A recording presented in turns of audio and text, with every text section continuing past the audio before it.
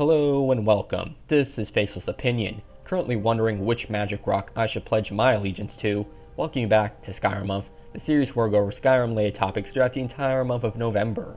The Standing Stones. You are all familiar with them. You know the big stones with inscriptions on them that are spread out all across Skyrim and can grant special bonuses. Yeah, those things.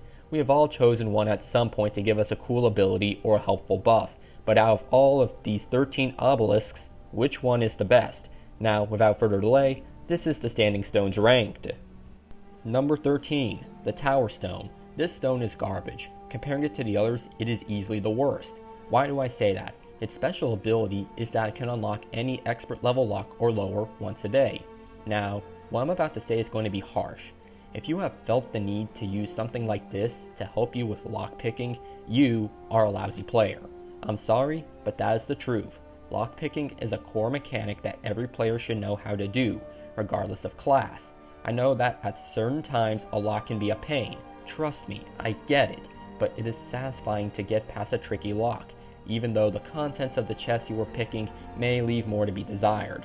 Lockpicking requires skill, and if you must rely on a cheap tactic to get past it, then I think you should quit the game and never play again.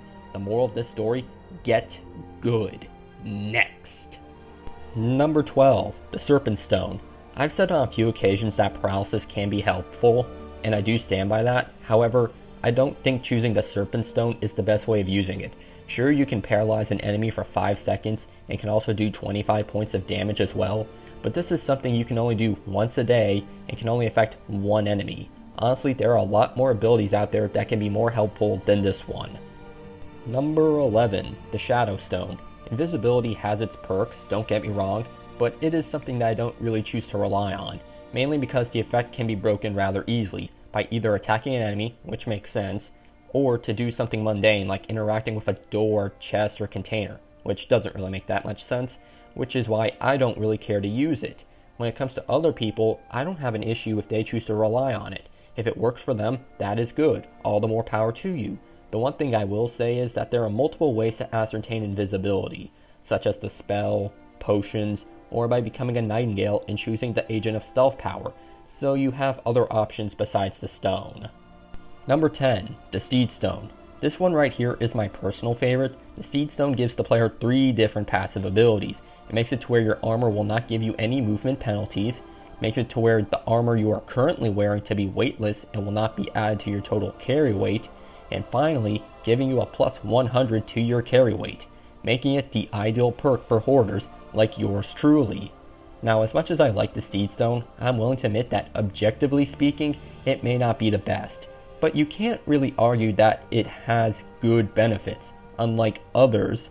Looking at you, Tower Stone. Number 9, the Lord Stone. Granting both 50 points in armor rating and a 25% increase in magical resistances, it makes it to where you become more durable in combat, making it more useful for people who want to play as a tank or to have the highest possible armor rating and to be able to be more resistant to magical effects. All in all, you become a damage sponge. Number 8, the Apprentice Stone. This is what I would call a double-edged sword. You get a 100% magicka regen, making something you may want to look into if you are a magic-based character and is always in need of ways to replenish your magicka bar. However, there is one big drawback which you should be aware of, and that is you will now take double damage from all magical related attacks. Whether or not you think the gains are worth the penalty is something that I will let you decide on. Number 7, the Atronach Stone. I would say that this stone is under the same camp as the Apprentice Stone, since it gives you both a benefit and a hindrance. The benefit being that it will increase your magicka by 50 points and will also grant a 50% chance of spell absorption, both of which sound rather promising. But what is the bad side to it? That would be that reduces your magicka regeneration by 50%. Comparing this to the Apprentice Stone, I would say that the Atronach Stone is the better choice of the two, since it gives you more perks and you have less of a drawback compared to the former. Number 6, 5, and 4, the Guardian Stones.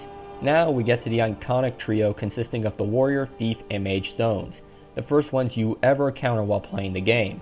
I don't think I need to go into too much detail with them, but I'll do so nonetheless.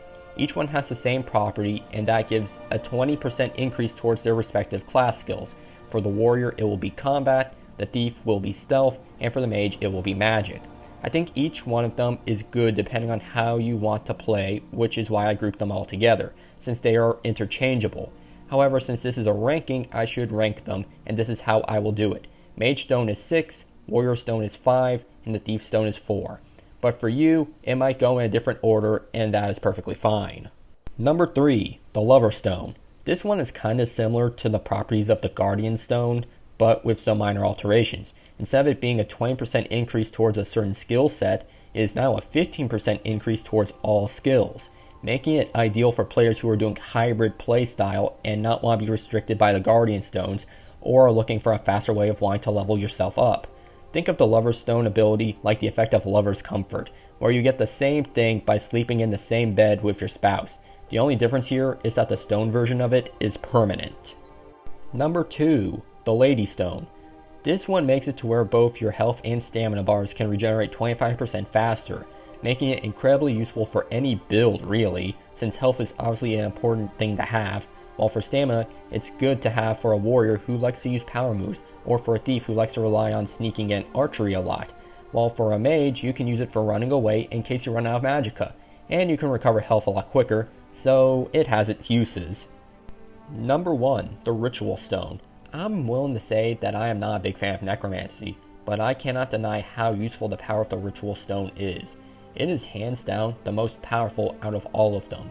Once a day, you can reanimate all corpses within a 75-foot field. Let me say that again.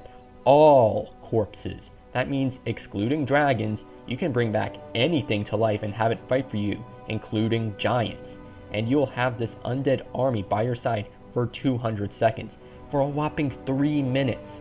That right here is the ultimate example of what a trump card is, which is why I am putting it in the number 1 spot. Alright, that should do it. This has been Standing Stones ranked from worst to best. What do you think is the best Standing Stone? Which one do you think is the worst? And the correct answer is obviously the Tower Stone. How would you go about ranking the Guardian Stones? Tell me in the comments section down below what you think. Now if you enjoyed the video, be sure to leave a like and make sure you subscribe for more of that good old Skyrim content. Now until next time, I'll catch you all on the flip side.